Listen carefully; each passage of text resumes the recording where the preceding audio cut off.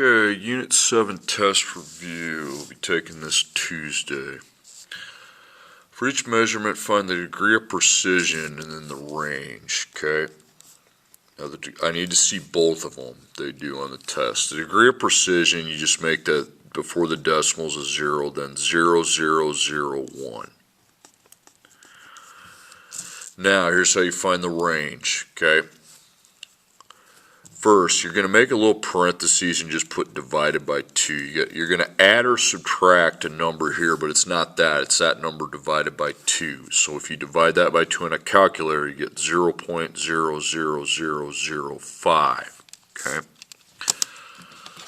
Okay, first I minus it, okay, because that's the lower limit. 5.2037 minus 0.00005. Okay? It's going to be 5.20365. And what you do is click the up key on your calculator and just hit them, change that to a plus. That's going to be what you get, 5.20375. 5 and 20,375 hundredths is how that's read.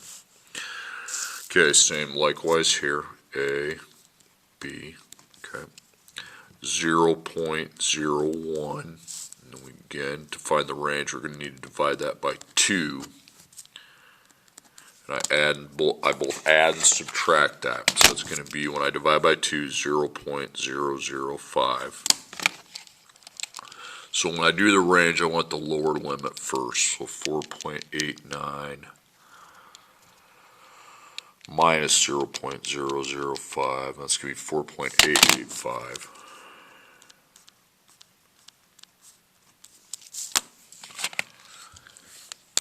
Okay, then I go ahead and add 4.895.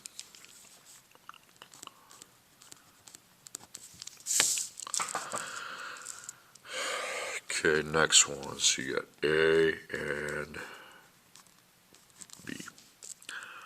Okay, so again, 0.1, okay, not quite as accurate, not as precise.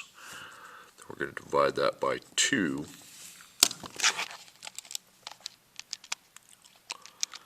That's going to be what we both add and subtract. Okay, so I take 14.8 minus 0.05. That's going to be 14.75. And if you add it, it's going to be 14.85. So that's the range it has to fall between. Okay, you just got to remember the rule of what you're doing. Okay, add or subtract the following measurement numbers. Round answers to the degree of precision of the least precise number. So the precision here is 0.001. That's your degree, 0.01. So that has less decimals, so that's the least precise. We're rounding to that. So I should have 2 digits after my decimal. 28.609 plus 19.73. Remember, 2 digits, that's 33, and that would go up to 34 because 48.34. This isn't scientific, this isn't significant digits, okay? You're just doing your precision degrees. Okay, it'd be 0.01, and this one here would be 1. Okay, so this here is the least amount of decimals, so when I round it, I don't put any decimals at all. I round it to a whole number. 382.34 minus 232. Okay, so round that to a whole number. It's going to be 150. It would stay 150.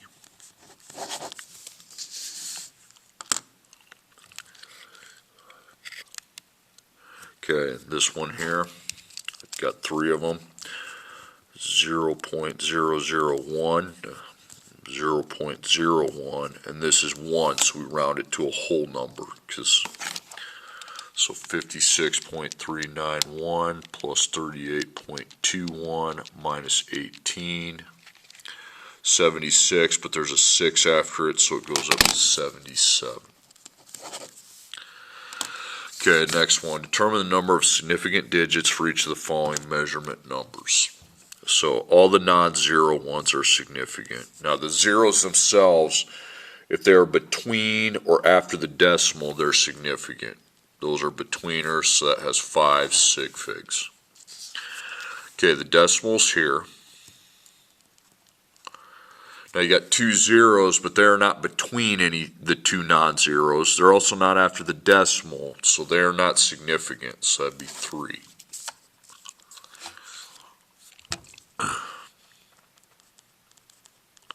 Okay, so 3 there. That 0 is not between, but it's after the decimal. This 0 isn't between, and it's not after the decimal, so that's a non-sig fig. So that'd be 4.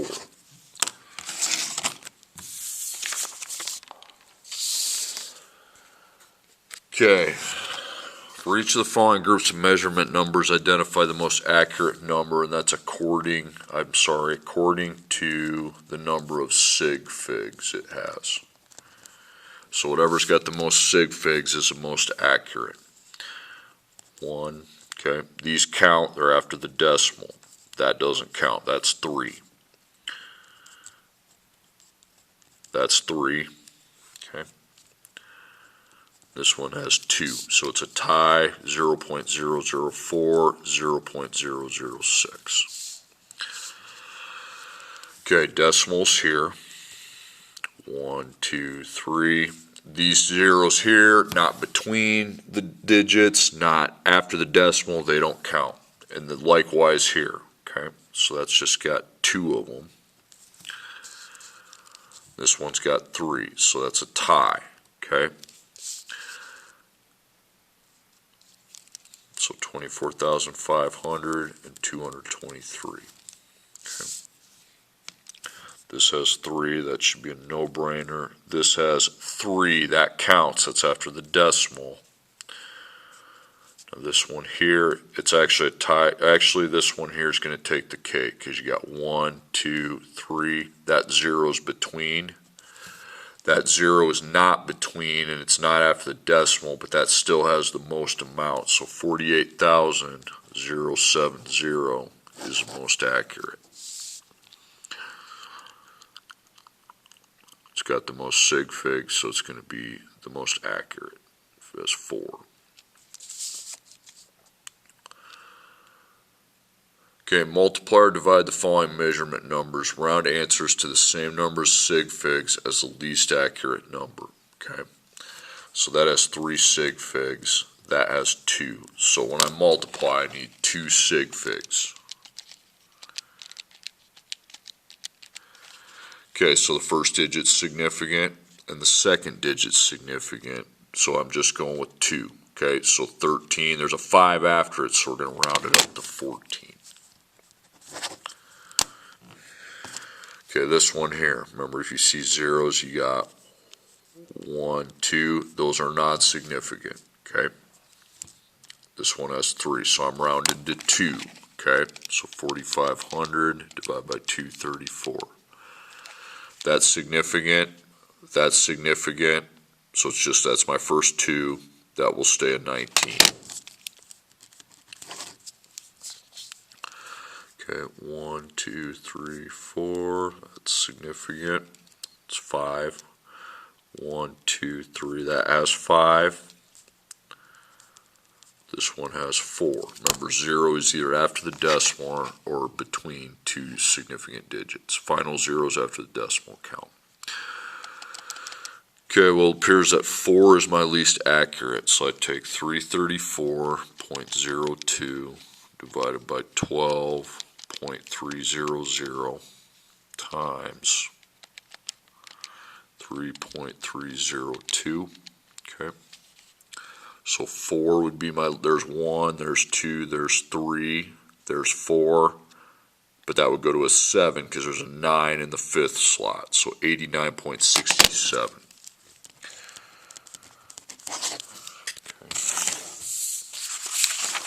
Now you get into the application problems, there's 5 of them. Compute the absolute error, okay, so I'm going to put absolute error, the relative error,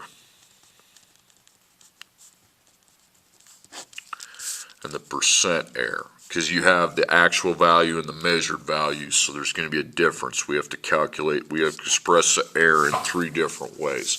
The absolute error is easy, you just find the difference, minus. The relative error, you take your absolute error divided by your true value. And then to find your percent error, you just take your relative times 100. Okay, that's how that's going to work. Okay, so the absolute error, you just minus them. 107 minus 99 is 8. Okay. Take that 8 divided by the true 107. Now you see right here, that has 3 sig figs, that has 2, so we're going to round to 2 sig figs. Okay, that 0 is not a sig fig. That one is, it's after the decimal, and then that one is, that's after the decimal, so there's my 2. It's going to stay 0.07. Again, I'm going 2 because that had 2, that had 3, least accurate. Okay, then you times 0.07 by 100, that's going to be 7%. Okay, repeat the process on the next one. Okay. 0.8639 minus 0.8634. So there's your absolute error. Then to find your relative error, you just take that divided by your true. So you just hit divided by and then your true, 0.8639. Okay, now the HF 4 sig figs, so we need 4. There's 1, 2, 3, 4, but that's going to be a 6, so 0.0006. And then you times 0.0006 by 100, and that's your percent error, 0.06%, so a very small error, but that is the error. Okay, then we subtract these, 71.3 minus 70.6. That's going to be 0.7. Okay, then you're going to divide that absolute error by your true value of the measurement. Okay, that is the HF3 sig fig, so 1, 2, 3. Now, that is going to, there's an 8 after it, okay? So actually there's nowhere for the 9 to go, so the 1 before it becomes a 1. So 0.0, you're going to go 0.010, okay? Because that has 3 sig figs, 1, 2, 3. Okay, then you take that times 100 and you actually get 1%. Okay, determine the tolerance maximum limit or minimum limit. This is pretty easy. Tolerance is equal to the max minus the min. Okay, so you take your maximum 18 1/4 minus your min 17 17 30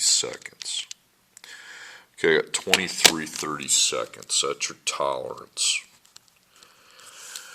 Now, if they give you the minimum and they give you the tolerance, your maximum has to be higher than the minimum. So to find the maximum, you're going to have to add the tolerance onto your minimum. Think about it, okay?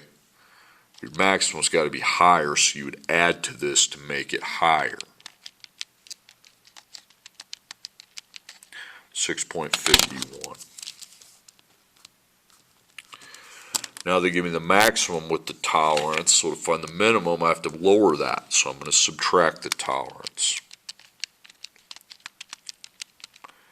15.56. Alright, now I have a problem here. This is supposed to be 0.005, 0.005. So you got a shaft, okay, with a diameter, okay, and then a groove. And actually the shaft has a wider diameter than the groove. It's called interference rather than clearance, okay. So, because you'd have to wedge it in there. The concept's still the same. Well, one thing I did wrong is you're going to separate these. This is one problem, that's one problem, that's one problem. And also you don't need these, okay? Cross out those boxes, and those boxes. You don't do any, and you're not doing anything here either, okay? I just didn't know how to make a table with those deleted. So diameter A, to maximize it, you just add 5 thousandths onto it, okay? You just take this plus 0.005.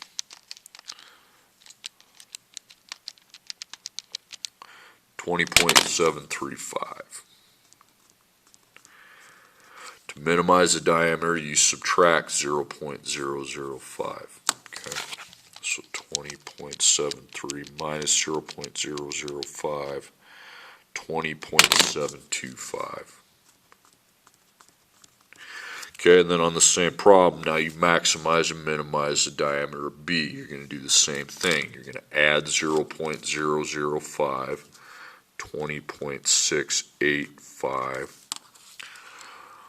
and then you minus 0. I'm going to do it in my head. You can always take a calculator and do it. That's going to be 20.675. Okay, maximum clearance. Okay, you take your maximum amount for A, okay, and then you take your minimum amount for B and you find the difference. That's the maximum difference you can get, okay.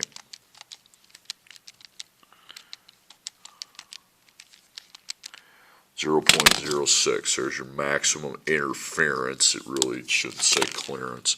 Now to find the minimum, you take your minimum for the higher one minus your maximum for the smaller one. 0.04. Okay. Okay, next one, diameter A. Okay. You're going to take this plus 0.005, it's going to be 32.075. And you subtract from that, it's going to be 32.065. Okay, add your 5, it's going to be 32.015, and then subtract 5, and that's going to be 32.005. Okay, again, you're just adding and subtracting these. Maximum would be adding, minimum would be subtracting. Okay, so this is my maximum for the higher one. This is the minimum, so I find the difference, and that's the maximum difference, basically. Okay, 0.07. Then you find your difference between those two by subtracting. That's going to be 0.05.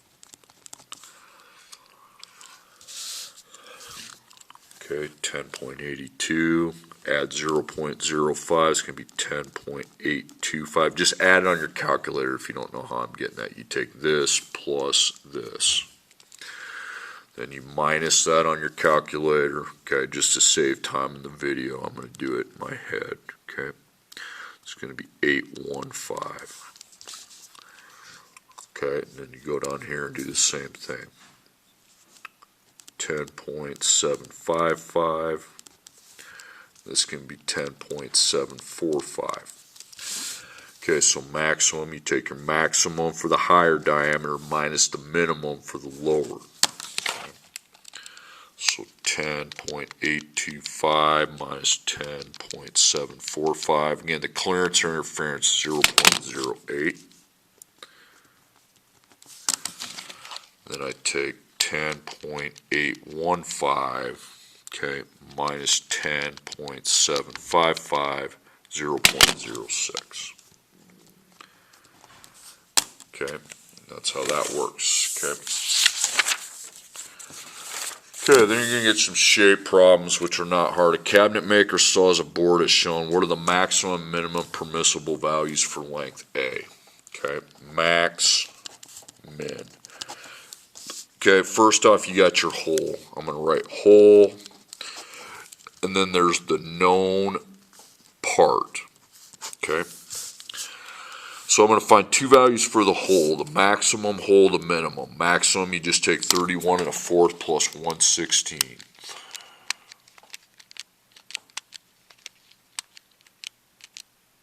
.31 5/6. That's the maximum the hole can be.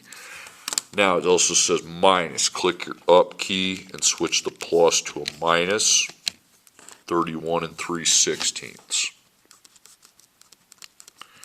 So remember that.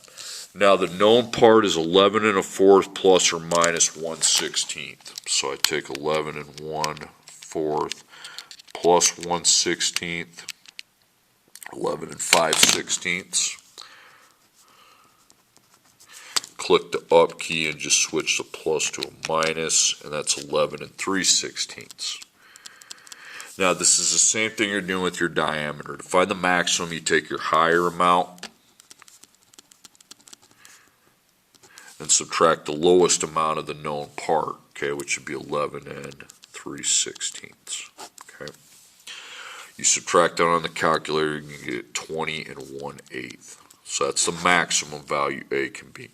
Now to find the minimum value for A, you make your whole into its minimum and subtract the maximum part, which should be 11 5/16.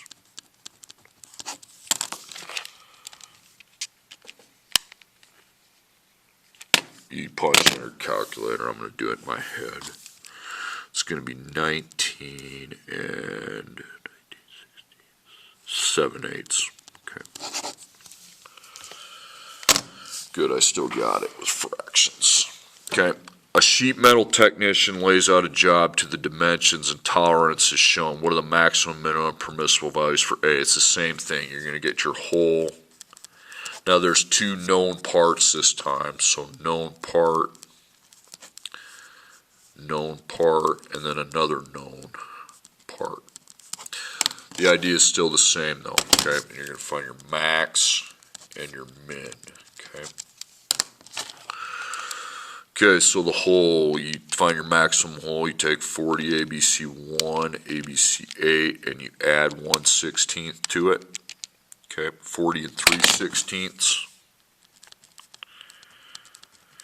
And you click up, and instead of plus, you're going to minus, okay? 40 1/16. Okay, now the part, let's go to this part here. You're going to take 10 1/2 plus 1/8, 10 5/8. Click the up key. Instead of plus, you're going to minus, okay? 10 3/8. Okay, then your known part, you're going to take 16 1/16. Okay, you're going to add 1/8, 16 3/16. You're going to click the up key. Instead of plus, you're going to minus, okay? 15 15/16. Okay, to find your maximum, you're going to take your highest whole value and subtract your lowest known parts, both of them, 10 3/8 minus 15 15/16. Okay, that's how to maximize it. You'd want it to make it the biggest. You have to subtract no matter what, but to make it biggest, you want to subtract the smaller known parts. 40 ABC3, ABC16 minus 10 ABC3, ABC8 minus 15 ABC15, ABC16. 13 7/8 would be the maximum permissible value of just dimension A. Now the minimum, you take your smallest value, and to minimize it, you want to be subtracting your highest known part values.